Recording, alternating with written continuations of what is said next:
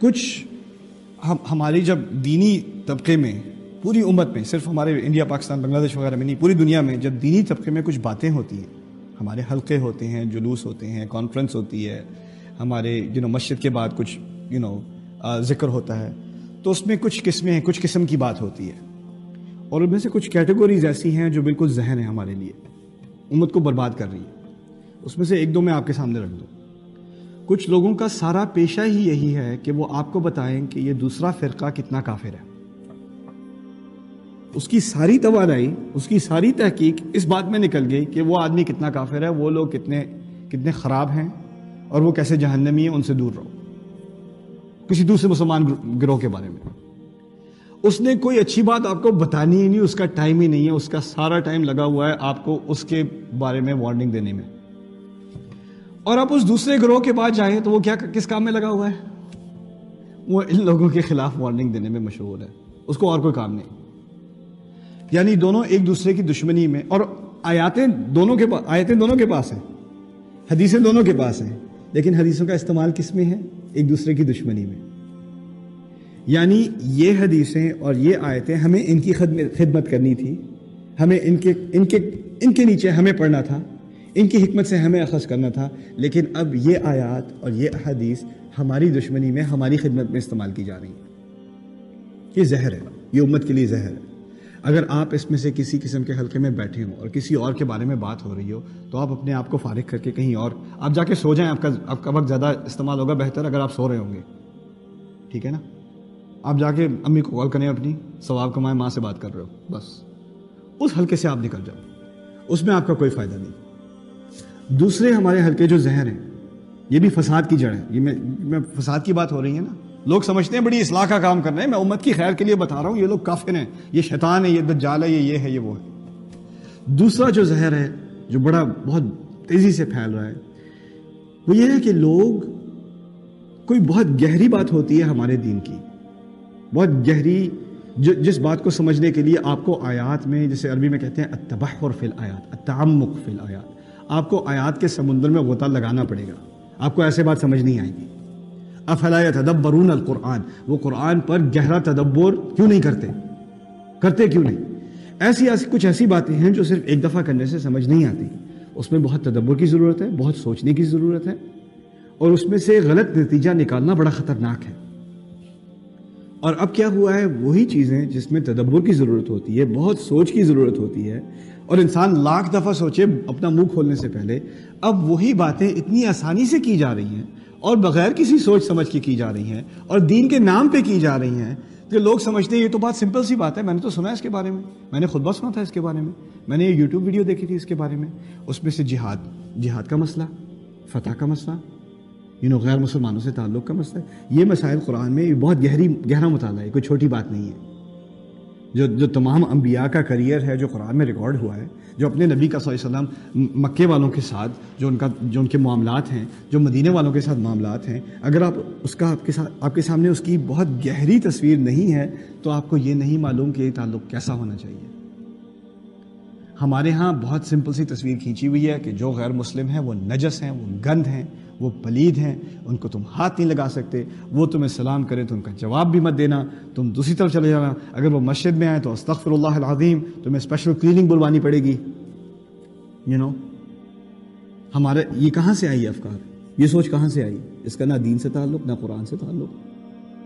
ایک دو باتیں کہیں سے سنائی، اس کو ہم نے آگے کر دیا، اور اس سے زہر پھیلتا ہے، نفرت پھیلتی ہے، اور جسے عربی میں کہتے ہیں سوء الفہم، غلط فہمی پھیلتی ہے دین کے بارے میں۔ ایک تو ہے غلط فہمی غیر مسلم کو، میں غلط فہمی کی بات کروں جو مسلمانوں کے ہاں پھیلی ہوئی ہے، یہ دوسرے قسم کا زہر ہے۔ تیسرا زہر، جو آخری زہر میں آپ کے سامنے پیش کر دوں آج، وہ یہ ہے کہ ہمارے دین میں کچھ چیزیں ہیں پرائیورٹی، عربی میں کہتے ہیں الاولویہ، جو چیز پہلے ہو، سب سے اہم پہلے، اس کے بعد اس سے کم اہم، اس سے بعد اس سے کم اہم، اس سے بعد اس سے کم اہم۔ جب سے ٹاپ کی چیز ہے نا، اس کے بارے میں سب سے زیادہ بحث ہونی چاہیے، جو سب سے کم اہمیت کی ہے اس کے بارے میں سب سے کم بحث ہونی چاہیے۔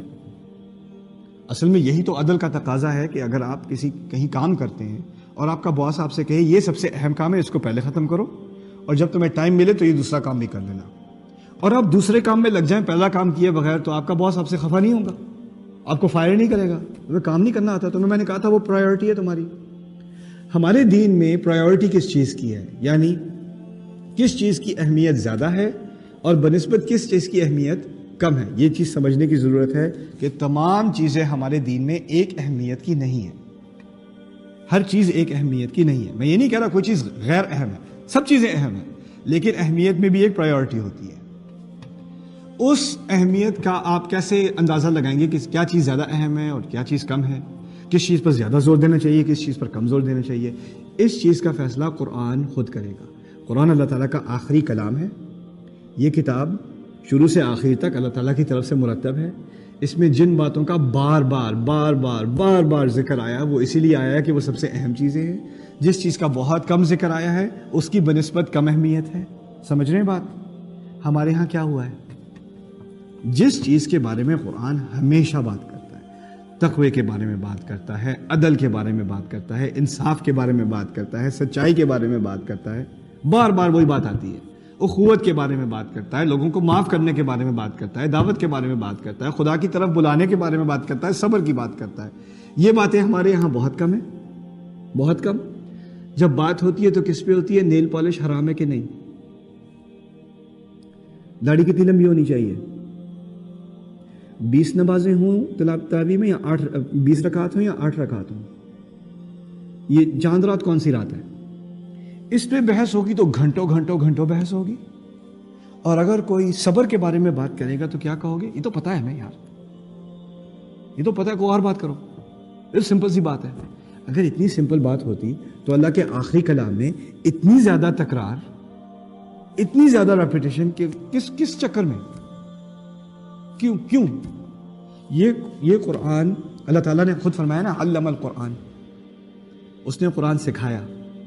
دیکھیے، آپ کو بتانے میں اور آپ کو سکھانے میں زمین آسمان کا فرق ہے، یہ بات اچھی طرح سمجھ لیں۔ کسی کو بتانا اور کسی کو سکھانا ایک بات نہیں ہے۔ اگر میں کسی کو بتاؤں تو کتنی بار بتاتا ہوں؟ ایک مرتبہ۔ اگر کسی کو سکھانا ہو نا تو اس میں وقت لگتا ہے، اور اگر ٹیچر اچھا ہو تو بار بار اپنی بات کیا کرتا ہے؟ دہراتا ہے، اور جو بات زیادہ اہم ہوتی ہے اس کو زیادہ دہراتا ہے۔ یہی بات ہے نا؟ اور وہ دہراتا ہے اس لیے ہے، اور جو ٹیچر زیادہ دہرا رہا ہو اس کا مطلب ہے جو طالب علم اس کے سامنے وہ ذرا کمزور ہے، اس کو ایک بات میں 2 بار میں بات سمجھ نہیں آئے گی، اس کو بار بار سنانے کی ضرورت ہے۔ اگر استاد اپنے طالب علم کو اچھی طرح جانتا ہو نا تو اسی کے مطابق دہرائے گا، اسی کے مطابق کم بات کرے گا۔ اللہ تعالیٰ انسان کو اچھی طرح جانتا ہے۔ الا یعلم من خلق، کیا اسے نہیں پتا کیا بنایا تھا، کسے بنایا ہے؟ تو جب اللہ تعالیٰ نے بات دہرائی ہے تو اچھی طرح جان کے دہرائی ہے کہ ہمیں قرآن بتایا نہیں جا رہا، ہمیں قرآن سکھایا جا رہا ہے، لیکن ہم سیکھنے کے موڈ میں نہیں ہیں۔ ہمارے دماغ میں اپنی پرائیورٹی ہے، ہمارے دماغ میں اپنے سوال سب سے اہم ہیں۔ جن سوالوں کا جواب اللہ تعالیٰ دینا چاہ رہا ہے وہ سوال ہمارے ہاں کم اہمیت کے ہیں، بس ہمیں وہ آیات دکھا دو یا وہ حدیث دکھا دو۔ دیکھو لوگ کیا پوچھتے ہیں آ کے، کوئی دعا ہے ہماری جو وائف ایکسپیکٹ کر رہی ہے، کوئی دعا، خاص دعا بتا دیں قرآن میں سے، یہ ہمارا مسئلہ ہے اس کے لیے ہم ایک دعا دے دیں، باقی ہمیں قرآن سے کیا واسطہ۔ اچھا ہاں یہ بتا دیں، وہ مجھے بخار چڑھا ہوا تھا، کون سی سورت پڑھوں؟ یا وہ بچے کی گریجویشن ہو رہی ہے، کوئی سورت ہے وہ پڑھ دیں، اس میں پھونک مار دیں سورت پڑھ کے۔ یہ قرآن کا فائدہ ہے آپ کے ہاں، یہ قرآن سکھانے آیا تھا آپ کو۔